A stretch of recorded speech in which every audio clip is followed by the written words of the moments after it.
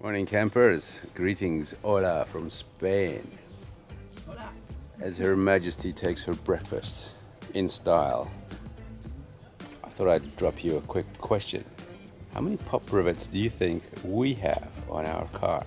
I bet it's more than you think, and I'm willing to bet we have more than any other landy out there. Let's check it out. So besides the obvious, down here we have some extra around here. These are standard. These are factory finish. So are these. These panels are not standard. Neither are these. Neither are these. What about here, around this window? What about here?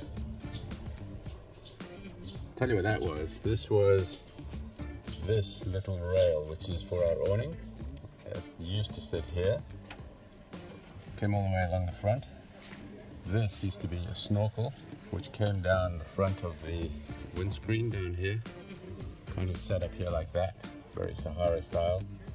But we couldn't get our roof rack on here with the snorkel in place, neither with this, because we needed our feet. Oh, did you do those ones? So I had to put these pop rivets in here.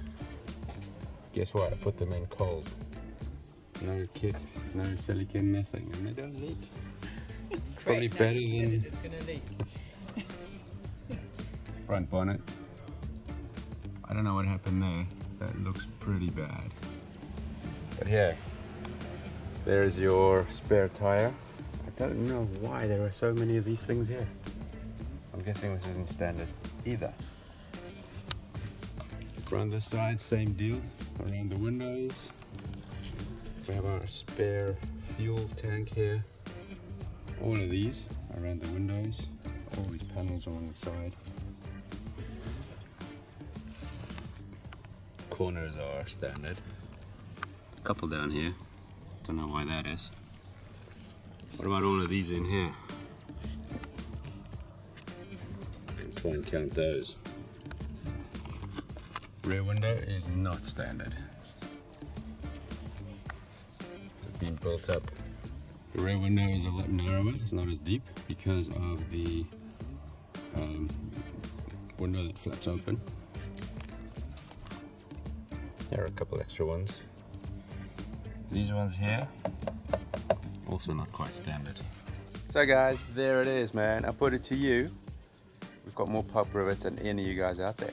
Take that. If you can dispute my claim, let us know. Send us your videos. Love to see them. Bring it on.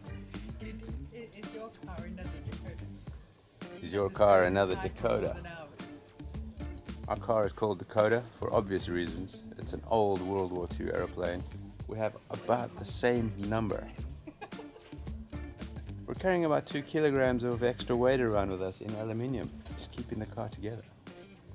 There it is, guys. Let us know what you think to that. Bring it on. Let us know your comments.